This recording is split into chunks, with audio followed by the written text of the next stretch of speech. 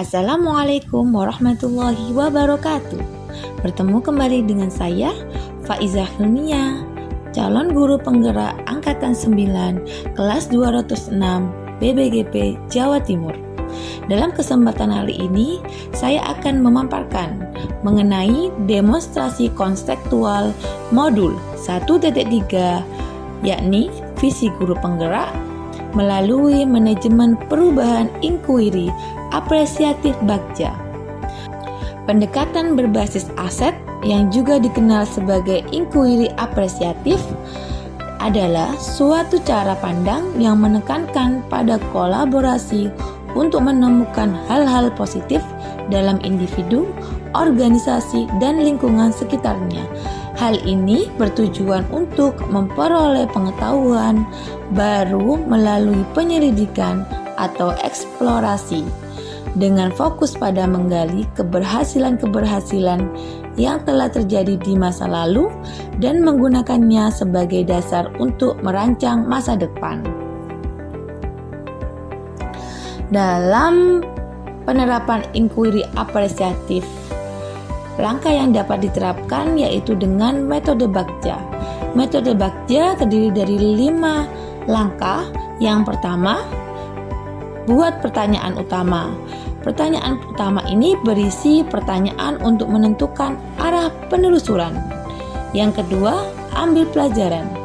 Hal ini berkaitan dengan menentukan cara kita menggali fakta dan memperoleh data.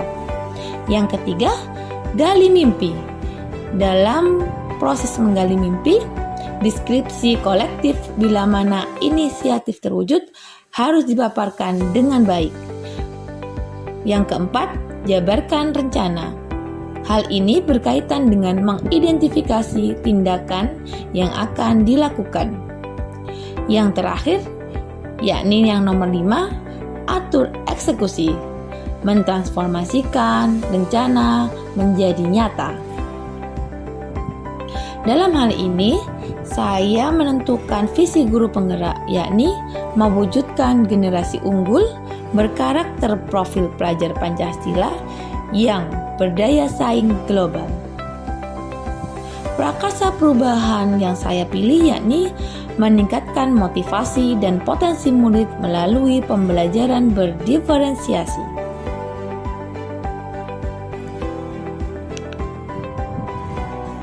Adapun tahapan Bagja yang saya buat atau saya rancang adalah yang pertama, prakarsa perubahan meningkatkan motivasi dan potensi murid melalui pembelajaran berdiferensiasi.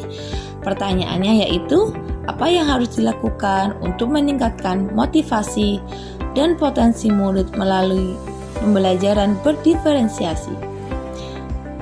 Tindakan atau penyelidikan yang perlu dilakukan yaitu menggali potensi diri untuk mendukung peningkatan motivasi dan potensi murid. Kemudian, melakukan diskusi bersama teman sejawat, wakil kepala sekolah, dan kepala sekolah. Mencari referensi dari berbagai sumber untuk meningkatkan motivasi dan potensi murid melalui pembelajaran berdiferensiasi. Yang terakhir yakni mengobservasi sejauh mana potensi murid melalui asesmen diagnostik. Langkah selanjutnya dalam metode Bagja yakni ambil pelajaran dengan pertanyaan, siapa sajakah guru yang telah melaksanakan pembelajaran berdiferensiasi? Bagaimana langkah kegiatan pembelajaran berdiferensiasi yang dapat meningkatkan motivasi dan potensi murid? Aktivitas pembelajaran berdiferensiasi apa yang dilakukan untuk meningkatkan motivasi dan potensi murid? Keterampilan apa sajakah yang harus dimiliki untuk meningkatkan motivasi dan potensi murid? Berikut adalah daftar tindakan yang perlu dilakukan untuk menjawab pertanyaan sebelumnya. Yang pertama, mencari referensi guru yang telah berhasil melaksanakan pembelajaran berdiferensiasi. Yang kedua, mencari referensi langkah kegiatan pembelajaran berdiferensiasi yang dapat meningkatkan motivasi dan potensi murid. Kemudian, guru memfasilitasi bakat dan minat murid sesuai potensinya dalam proses pembelajaran. Yang terakhir, mampu membuat asesmen diagnostik untuk memetakan kebutuhan belajar murid, kesiapan belajar, minat, dan profil pelajar murid. Selanjutnya, gali mimpi. Pertanyaannya, apa kebiasaan baru yang akan terjadi jika dapat meningkatkan motivasi dan potensi murid dari pembelajaran berdiferensiasi terwujud? Hal ini dari penyelidikan, yakni dapat meningkatkan motivasi belajar dan keterampilan baik segi hard skill, soft skill, serta murid mampu merefleksikan potensi dirinya. Bagaimana perasaan saya jika dapat meningkatkan motivasi dan potensi murid dari pembelajaran berdiferensiasi? Saya sangat bahagia dan sangat bersyukur jika motivasi dan potensi murid meningkat. Apa saja hal-hal baru yang bisa dilakukan setelah motivasi dan potensi murid meningkat? Yakni mewujudkan pembelajaran yang kondusif, membangun harapan bagi pertumbuhan dan kesuksesan murid.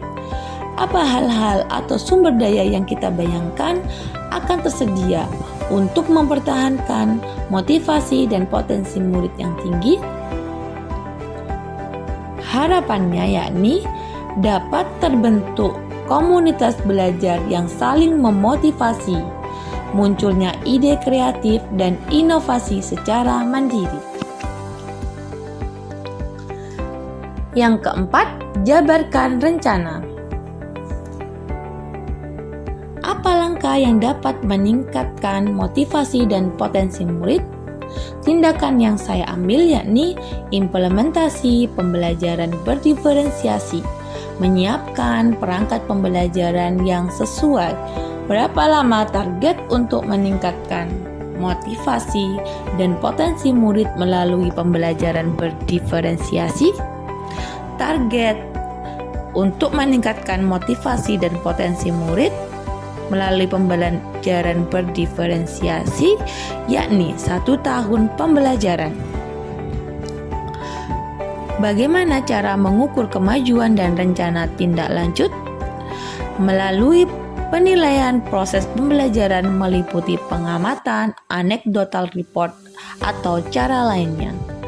Kemudian, saya akan berkolaborasi dengan kepala sekolah, wakil kepala sekolah, dan teman sejawat untuk mengobservasi kelas melalui supervisi.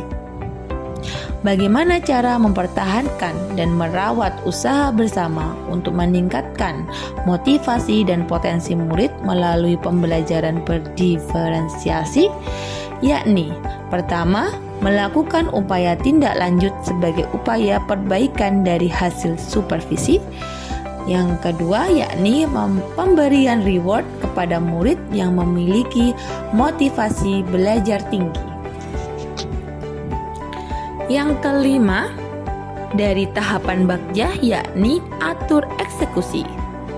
Pertanyaan dan tindakan penyelidikannya yaitu siapa yang bisa mengarahkan dan memantau peningkatan motivasi dan potensi murid melalui pembelajaran berdiferensiasi, yakni kepala sekolah, wakil kepala sekolah terutama bidang kurikulum, dan teman sejawat.